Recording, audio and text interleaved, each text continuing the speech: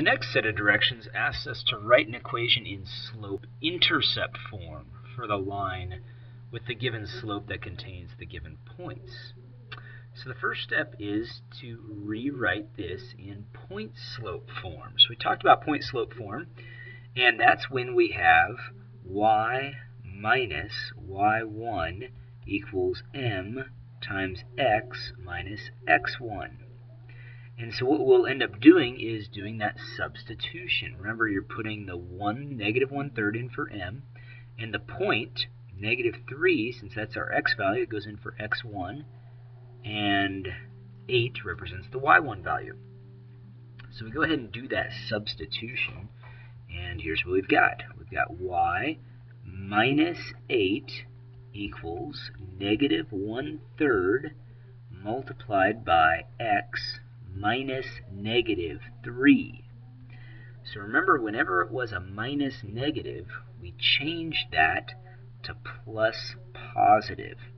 And we want to do that because now we're going to end up having to use the distributive property. So what we're going to end up doing is, next step is to multiply the -1/3 by x and -1/3 by 3. And so when I do that, here's what I've got. The next step would look like this. Y minus 8 equals -1/3 x. And then I'm going to write down plus, and then -1/3 times by 3. Now I'm going to treat 3 as a fraction. I'll write that as 3 over 1. And then you'll see the cross-canceling that happens, so I'm just left with 1. When I multiply those two numbers, that gives me -1. So now I've got this. Y minus 8 equals -1/3 x, and then minus 1. -1 times 1 makes -1, or plus -1 means the same thing. So we just have one more step here, and that is to isolate the y. Put it in slope-intercept form. That's when we are going to just add the 8 to both sides. So when I do that, this is what I've got now. I've got y equals, and then I rewrite this -1/3 x, and then -1 plus 8 makes a positive 7. And that's what I end up getting. I had to subtract because they are opposite in sign. So that's slope-intercept form when y is all by itself. So remember that slope-intercept form here. When the directions ask for it in slope-intercept form, you have to solve for y. So remember, it's going to be that y equals mx plus b. So we always use the point slope first, and then we simplify down to slope-intercept form. So let's take a look at the next one here. Same sort of thing as the last. So we're going to rewrite our equation. It's y minus y1 equals m times by x minus x1. So we're just going to substitute the numbers that were given. Slope goes in for m. The x value always goes in for x1. The y value goes in for y1. So we go ahead and do the work here. We've got y minus, and then -7 equals the slope, which is 3, times by x minus 2. And so we go ahead and change that subtraction to add the opposite, and then we use that distributive property. So we're going to distribute that 3 over that difference. So what's left is y plus 7, and this now equals 3x minus 6. Make sure you distribute the 3 over the 2 also. From this point, we've got one more step to get y by itself. I need to subtract that 7 from both sides. And now remember, when they are the same sign like this, these are the same sign here. See how they're the same sign? That means we're going to end up adding. Always remember, opposite sign subtract, same sign add. So our answer is going to be y equals 3x minus 13. And that would be the slope-intercept form. A couple more examples here. So again, the first step is always to substitute into that point-slope form. So remember, the point-slope form looks like this. It's that y minus y1 equals m times x minus x1. And we're going to take the slope, substitute it into the equation. Take the x value, put it in for x1, y value, put it in for y1. So once we've done that, we go ahead and rewrite our equation. Y minus negative 3 equals, and then negative 2/7 times by x minus, and then our x1 value is 14. So we go ahead and add the opposite first. So when I see that minus negative, I always change that to plus positive. And then we use that distributive property. Negative 2/7 times x, negative 2/7 times by the negative 14.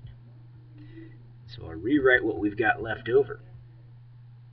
And that would be a y plus 3 equals negative 2/7 x. And then it's going to be negative times a negative makes a positive. So watch those signs there. The two negatives make a positive. And it's going to be 2/7 times 14. I'm going to treat 14 as a fraction. 14 over 1. And then look for the cross-canceling that happens.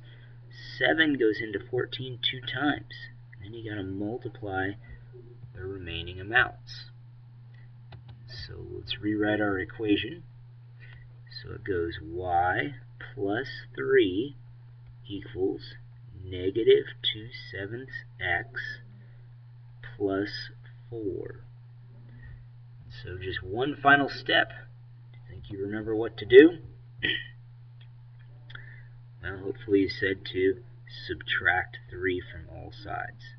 And so that's what I need to do there. And I take that 3 away, and I rewrite the equation with y by itself. So y equals negative 2/7 x, and again, these are opposite signs. So opposite signs means I subtract. Same sign I added, opposite signs subtract. More positives than negatives, so that's why it's a positive 1. Well, one more example problem, and we'll be done with this part of the lesson. So y minus y1 equals m times x minus x1. So I'm going to go ahead and substitute what I've got. The slope goes in for m, the x value in for x1, the y value in for y1. And I go ahead and do the work. So when I substitute those numbers, here's what I've got. Y minus, and then it's negative 1 equals the slope, negative 1/4 times by x minus, and then the x1 value this time is just negative 4. So remember the rule. Whenever we have that minus negative, what do? We add the opposite. And then from there, remember to distribute. And multiply the negative 1/4 by x, negative 1/4 times the negative 4. So let's see if you can figure out what to write down next. See if you can race me to it. Here, what do I write down? Y plus 1 equals, a negative 1/4 times x makes a negative 1/4 x. Negative times a negative makes a positive, so I have a plus. Now, I'm going to rewrite the 1/4 times by 4 over 1. And then I'm going to do some cross-canceling. So I see that this 4 cancels out this 4, and we're left with 1. We multiply those two numbers together, and that will give me just 1. So here's what I write down next. I've got y plus 1 equals negative 1/4 x plus 1. Well, just one more step, and we're done. So I go ahead and subtract the 1 to get the y by itself. I want to isolate y. But when I do that, it cancels out the 1 on the right-hand side, leaving me with 0. So I could just rewrite the answer as y equals negative 1/4 x. You could write down negative 1/4 x plus 0 if you would like as well. Well, that concludes the second part of today's lesson.